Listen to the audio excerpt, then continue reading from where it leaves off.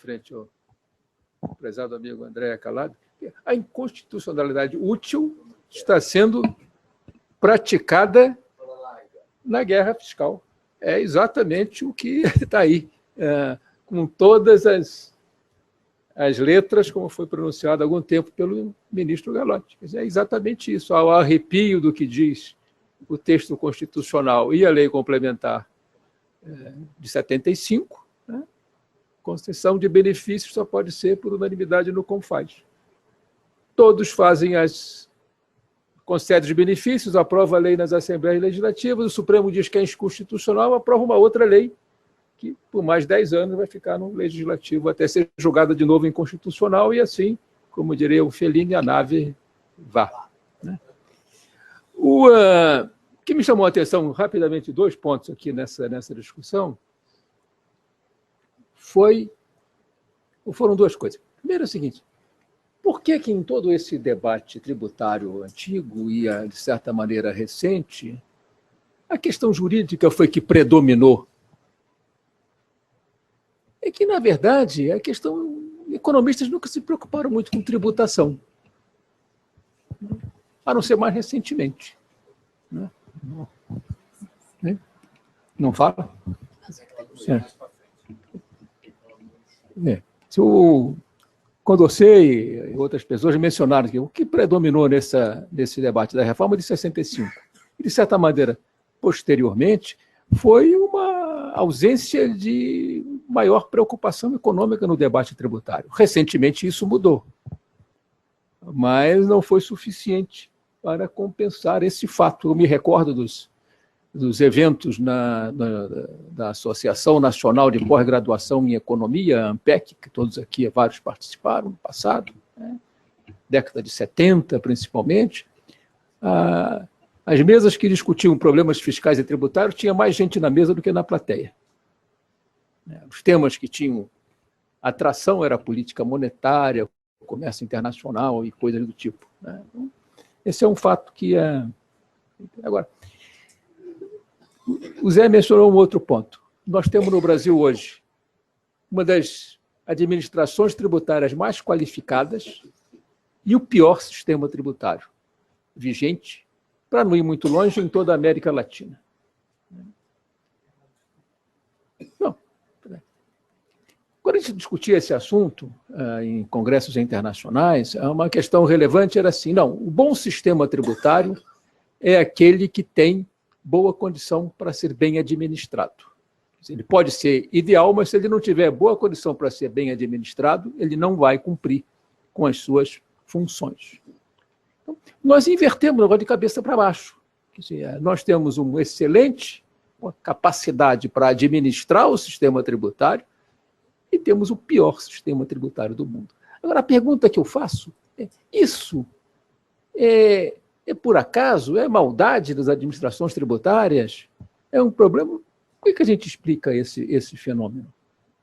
A minha leitura é outra. A minha leitura é o seguinte, como as coisas chegaram a esse nível de deterioração, a única solução que restou a todos é buscar resolver o seu problema. Critica-se a substituição tributária.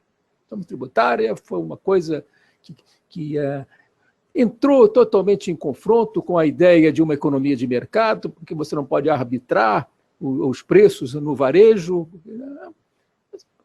Por que a substituição tributária se instalou e por que ela ganhou a importância que ela ganhou recentemente? Exatamente porque, nesse ambiente de conflitos e de disputas, a única alternativa que restou foi implementar um sistema que garante que você vai ter o seu pedaço na arrecadação. Se ele vai gerar problemas para outros, não é problema meu, é problema dos outros. E aí, a demanda dos empresários, boa parte, né, que o nosso amigo Cristiano sabe muito bem, passou a ser o seguinte, não, já que nós não conseguimos consertar o problema, vamos simplificar a arrecadação.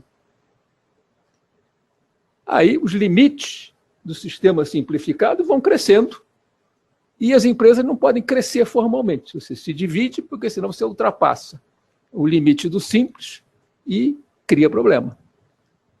E aí o simples entra em conflito com a substituição tributária, porque aí gera um outro ruído onde eu suspeito que vai haver um problema difícil de administrar. Os estados já estão enfrentando essa discussão no Congresso Nacional, como é que preserva a substituição tributária num regime onde o simples cresce muito mais rapidamente. Então, isso tudo, eu acho que só reforça a necessidade da gente, de fato, pôr de lado qualquer tentativa de continuar tentando remendar esse sistema e fazer uma proposta, uma discussão racional e abrangente. Eu venho dizendo isso há uns 10 anos ou mais, né? No início, os meus amigos diziam: Fernando, você está envelhecendo e enlouquecendo. E a minha resposta, inevitavelmente, era o seguinte: bom, envelhecer a gente não tem como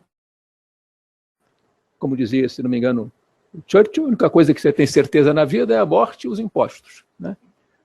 Então, agora, enlouquecer, eu tenho certeza que eu ainda não estou, né? E acho que a gente precisa, de fato, de ousadia, né?